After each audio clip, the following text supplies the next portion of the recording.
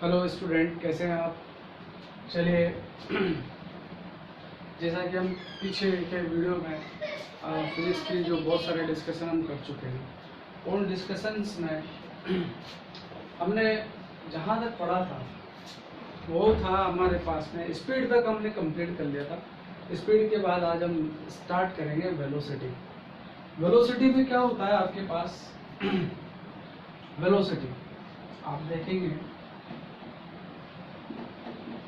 Velocity velocity क्या होता है आप देखेंगे। वेलोसिटी क्या होता है? The rate of change in displacement, the rate of change in displacement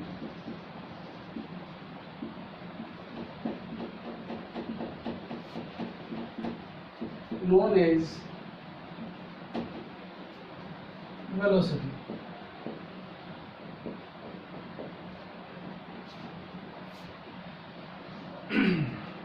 first point अगर बात करते हैं तो फर्स्ट पॉइंट हमारा रहेगा, it is vector quantity.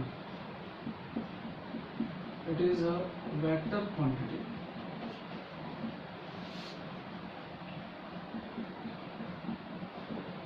Second point, always it may be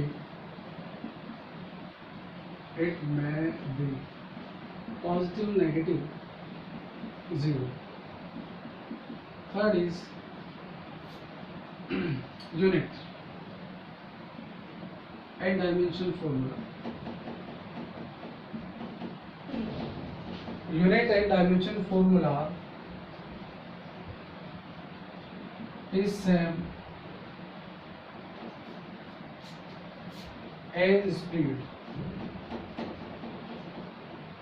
is same as speed। फिर आता है हमारे पास types of speed. Types of speed, first uniform types of velocity, velocity.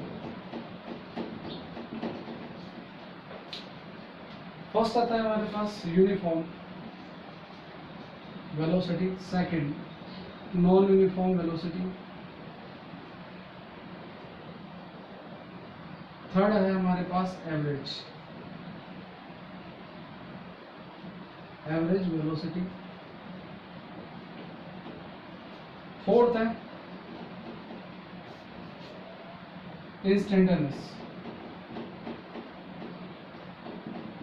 Instantaneous और लास्ट में बहुत सुपरस्टार सबसे इम्पोर्टेंट रिलेटिव वेलोसिटी। तो हमने बताया आपको कि भाई आपके पास वेलोसिटी होता क्या है। Velocity is the rate of change in displacement known as velocity. इसके लिए जनरली अगर हम बात करें, जनरल फॉर्मूला भी हम दे सकते हैं कि v इक्वल्स टू क्या होता है हमारे पास dx/dt। ये हमारे पास जनरल फॉर्मूला है। इस तरह से हम लिख सकते हैं वेलोसिटी का जनरल फॉर्मूला ये है। It is a vector quantity. ये कौन सी क्वांटिटी है? वेक्टर क्वांटिटी है। अगर इसको हम हिंदी में भी बात करें कि हिंदी में गए तो वेलोसिटी को हिंदी में वेग बोलते हैं, और ये जो इसकी डेफिनेशन है, इस डेफिनेशन को क्या बोलेंगे? विस्थापन में परिवर्तन की दर को वेग कहते हैं। और ये एक वेक्टर क्वांटिटी मतलब सदिश राशि है। इट में भी पॉजिटिव, नेगेटिव एंड जीरो। इसका मतलब क्या होता है? ये धनात्मक, ऋणात्मक, शून्य कुछ भी हो सकती है। Unit and dimension formula is same as speed. इसका मतलब होता है कि इसकी इकाई और विमेय समीकरण 4 के समान ही है। फिर अपन बात करते हैं टाइप्स ऑफ वेलोसिटी के। टाइप्स ऑफ वेलोसिटी में क्या होगा आपके पास में? यूनिफॉर्म वेलोसिटी है, नॉन यूनिफॉर्म वेलोसिटी है, एवरेज वेलोसिटी है, इंस्टेंटेनियस वेलोसिटी है, और लास्ट में है रिलेटिव वेलोसिटी। अगर हम बात करें कि हमारे सबसे ज्यादा यूज में आता है वो है रिलेटिव वेलोसिटी। रिलेटिव वेलोसिटी को हम कैसे यूज करेंगे वो देखना पड़ेगा। बाकी uniform, non uniform, average velocity और इंस्टेंटेनियस जो वेलोसिटी है वो बिल्कुल जैसे हमने स्पीड में स्टडी किया था वैसा का वैसा ही है। जैसे हमने डिफाइन किया था स्पीड के जैसे वैसा का वैसा ही है। उसमें जहाँ जहाँ डिस्टेंस आया था वहाँ पर डिस्प्लेसमेंट कर दीजिए, बिल्कुल वैसा का वैसा होगा। तो हम यहाँ बात करेंगे इसके बाद में रिलेटिव वेलोसिटी। तो चलते हैं हम रिलेटिव वेलोसिटी की तरफ।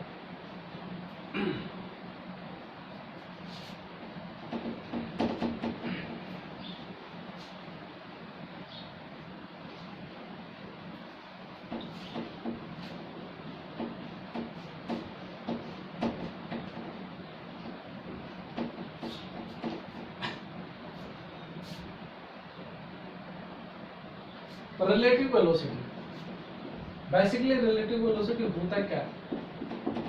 रिलेटिव वेलोसिटी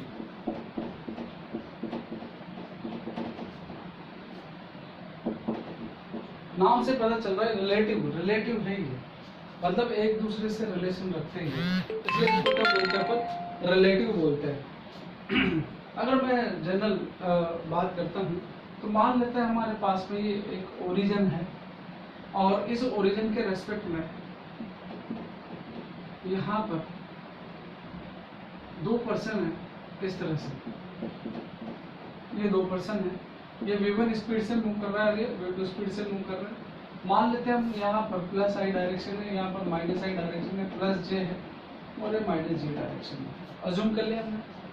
अब देखिए आप कि ये फर्स्ट पर्सन के लिए ओरिजिन के रेस्पेक्ट में जो डिस्टेंस है वो x1 है और यहाँ पर हमारे पास ये सेकंड के लिए x2 है। दोनों के बीच का अगर डिस्टेंस निकाले अपन या डिस्प्लेसमेंट निकाले तो डिस्प्लेसमेंट क्या होगा? x1 to x1 minus x2, ये आपके पास में डिस्प्लेसमेंट हो गया कि x12 equals to x1 minus x2, shortest length between two point is called displacement. अब हम बात करते हैं कि v इक्वल्स टू क्या होता है हमारे पास? v इक्वल्स टू होता है v equals to dx upon dt, जैसा हमने अभी पढ़ा था वेलोसिटी में कि v इक्वल्स टू क्या होता है? dx upon dt।